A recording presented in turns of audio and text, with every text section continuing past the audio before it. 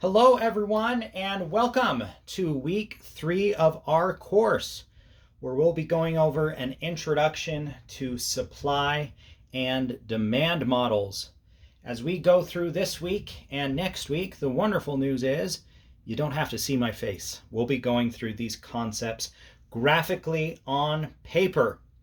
To keep myself honest and in line, and to keep these lectures as short as possible, I've prepared a quick agenda to go through in these lectures so that you know what we'll be covering and what we will not be covering within chapter 3 of our text.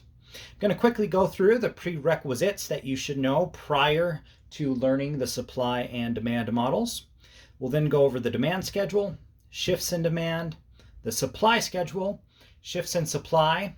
We'll bring it all together with 3 different examples, and we'll end things by talking briefly about surplus and shortage. So let's first talk about some prerequisites that you should know prior to going into the material of chapter 3. You should know about slope, both positive and negative slope. You should know about the X and Y axis and scatter plots along the X and Y axis. You should know a little bit about nonlinear curves, as well as the concept of an independent variable and a dependent variable and the interplay between those 2 variables. With that out of the way, let's talk the demand schedule. The demand schedule is going to be from the perspective of the consumer. And the schedule is how much of a good quantity people are willing to purchase at a certain time, all other things being equal. Let's graph that out to help it make more sense. Our supply and demand graphs are going to look a lot like your X and Y axis is, where you have the y-axis going along vertically right here, and you have our x-axis going along horizontally here.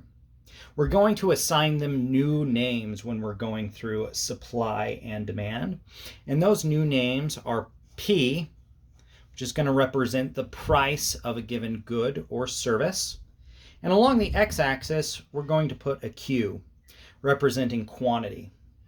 And let's say this particular good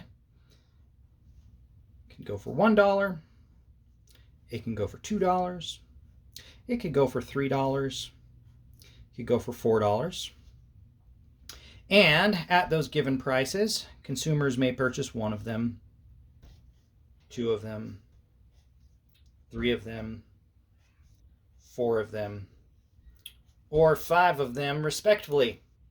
Let's think intuitively as a consumer, which is the perspective that the demand schedule goes over. Would we want to buy more or less of a good at a higher price? Well, of course we would want to buy less of it. So any good or service perhaps offered at the P or price of 4, we're only going to demand 1 of that given good. However, if the price goes down to 3, our demand for that ought to rise. So perhaps at a price of 3, our demand, or the quantity demanded, may go up to 2 here. If the price were to go down to 2, why, we would want to purchase 3 of them. And so forth along at 1, we would want to purchase 4 of them. So demand intuitively and the demand model is negative. A negative sloping line, meaning the higher the price of a given good, the less of it is demanded.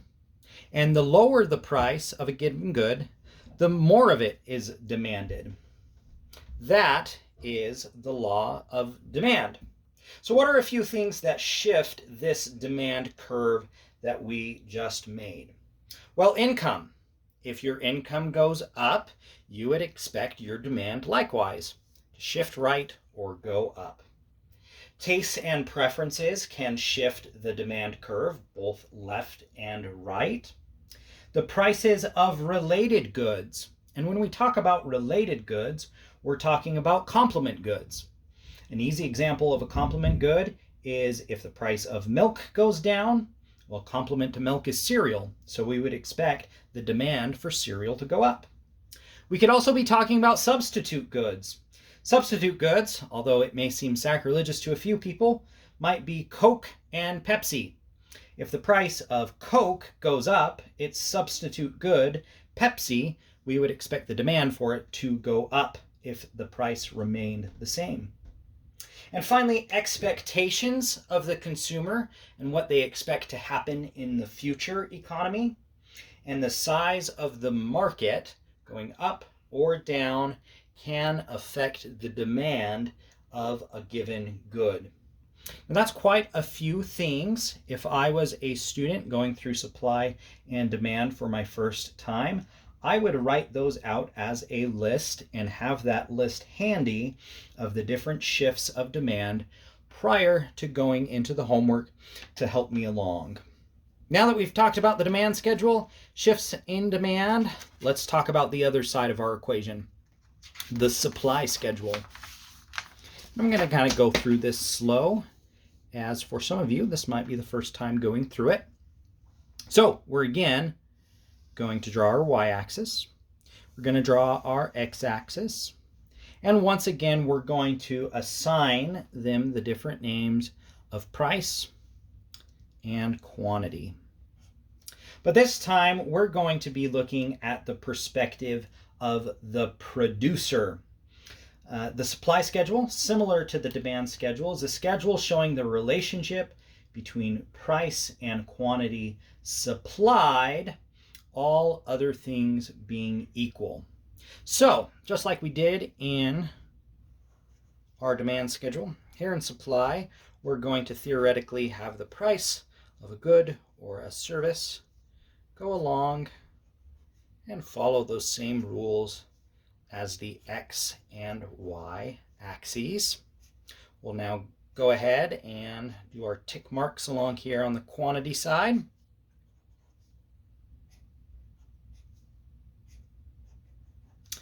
And let's put ourselves in the viewpoint or the perspective of a producer. If you were a producer and you were going to be given $5 for a given good, you would want to produce more of that good given that circumstance. And so on the supply side, at the price of 5, the supplier or the producer is going to want to produce 5 of that good. However, if the going rate of a certain good or service was 4, well, perhaps at that point, the opportunity cost of a different good or service may be tempted to go into a little bit. So we're going to produce less of that given good, focus our time and effort towards something else. Once again, we look at 3 as the producer. If we're only getting $3 for that given good or service, we're going to want to devote even less of our resources to producing that good. So forth on 2, so forth on 1. And so our supply schedule, opposite of the demand schedule, because we're now looking at the opposite perspective, is going to be a positively sloped line. A few things that can shift supply positively or negatively is a change in technology, the cost of our inputs or those different ingredients we need to produce our good or service, the price expectations of our inputs going up or down, taxes or subsidies changing. You can kind of think of subsidies as a negative tax or an incentive for us as the producer to make a certain good or service. And finally, the last item to shift our supply curve left or right is the number of firms in the industry. Now, if I were a student, similarly to our demand schedule, I would write down those different factors that are going to shift supply. Let's bring this all together. Let's take a look at our supply curves and our demand curves on one chart together, how they interact, and how it determines a market's price and quantity of a given good. So, like we've done in our past two exercises, we're going to go ahead and put price on our y-axis, quantity on our x-axis, and I'm going to start drawing some little tick marks here.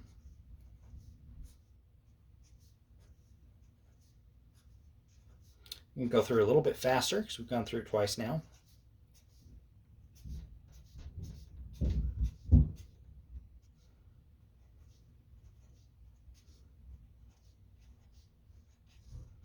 Now, we remember from going back, our supply curve is going to be a positive slope.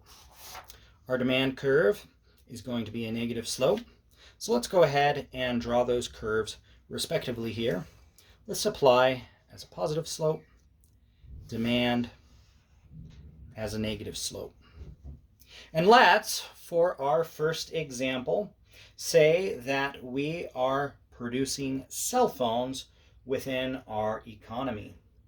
And we have been introduced to a new technology within the cell phone market that makes cell phones easier to make. So our first cue and clue that we should look into is we're talking about something that makes it easier to make. So we know we're talking about the producer side of things or the supply side of things. If technology increases, intuitively, do we think price should go up or it should go down? Well, if it's easier to make, and we should probably think that price should go down. So with that in mind, our supply curve will shift to the right as technology becomes better. You may see a little S subscript 1 denoting that this is the second supply curve within our model. So what did that do to price and quantity? Well, let's see if this makes sense. Prior to the change in technology, our price, if we follow it over here to the left, was 5. After the change, our price went down to 3. Because the price was lower, we should know that our demand on the demand curve here intuitively went up from 4 up to 6.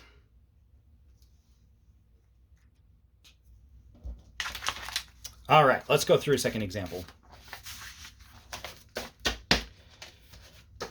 Our second example, go ahead, draw our price and our quantity axes here and our tick marks. So we're going to be even lazier and go 1, 2, 3, 4, 5, 6, 7, 8. 1, 2, 3, 4, 5, 6, 7, 8. Let's, in this case, use a real-world example here of the Tesla Model 3. And we have our supply curve, which we know is positive. Our demand curve, which we know is negative. And in this case, the Tesla Model 3 came out, and it was introduced at a price of, well, for the sake of this example, we'll just call it our price here of $40,000.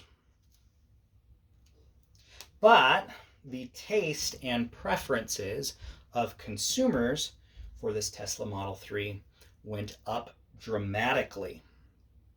Now, because the taste and the preferences apply to consumers, we can know that this is going to be a shift in demand, which has to do with consumers for this one.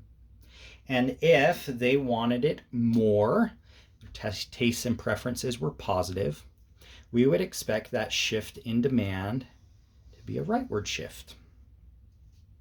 What does that do to our price of the Tesla Model 3? Well, it went from 40,000 to, let's say, 60,000. And because Consumers are now willing to pay more for that. Our suppliers are going to be more than happy to put more and more of their resources into making more of those Model 3s because they're now receiving more money for it. Let's go through our final example. And it, once again, is a real-world example that's been happening over the past few years. We are going to have our price. We are going to have our quantity. We are going to have a few little tick marks here. Have a few tick marks here. And we're going to have our supply schedule. We're going to have our demand schedule. These are also called supply and demand curves. And today we are going to be talking about the prices of building a new home in this example. And let's say as the price of a home, one of the big inputs of it is wood.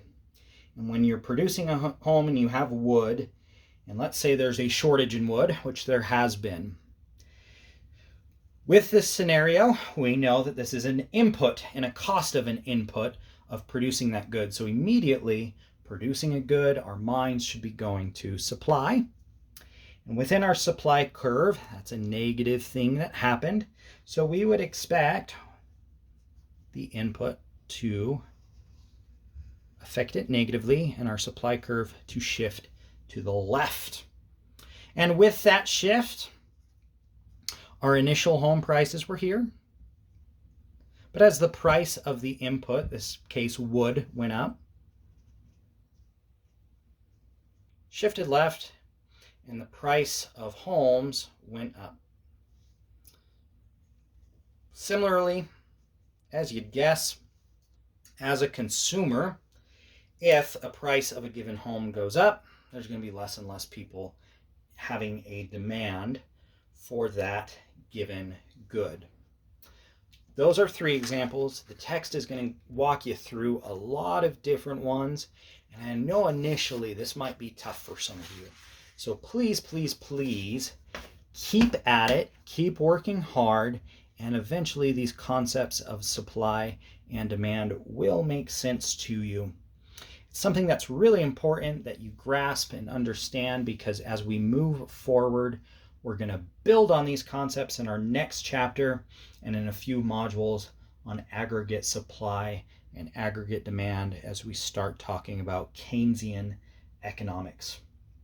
The last thing that we are going to go through is this idea of a surplus and a shortage.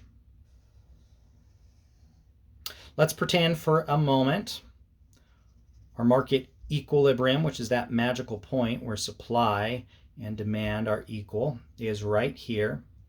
However, the market price for a given good is not at equilibrium price, which is at 2. Let's say it's at 3 for a second. Well, at 3, on our demand curve, of course, we're going to not demand nearly as much. However, our suppliers are going to be excited. We're on this point of the supply curve. Well, what this results in is a demand of 1, but a supply of 3. What we have in this case is a surplus. And it's a surplus of the difference of 3 and 1. A surplus of 2. Whenever quantity supplied is greater than quantity demanded, we will have a surplus. Let's flip it the other way around and say the price for this given good is 1. Well, on our supply schedule, suppliers aren't going to be so happy about that price of 1. But the consumers here are really excited about it, and they would like 4 at that given price of 1. So if our market was in this case, we would have a shortage. And just like our surplus, we're going to take 4, subtract it by 1. We have a shortage of 3. Eventually, in the long run, what will happen is because we have a shortage, prices will go up and we'll eventually get back to our equilibrium price. Similarly, in this case, prices will go down, and in the long run, we'll eventually get to our equilibrium price.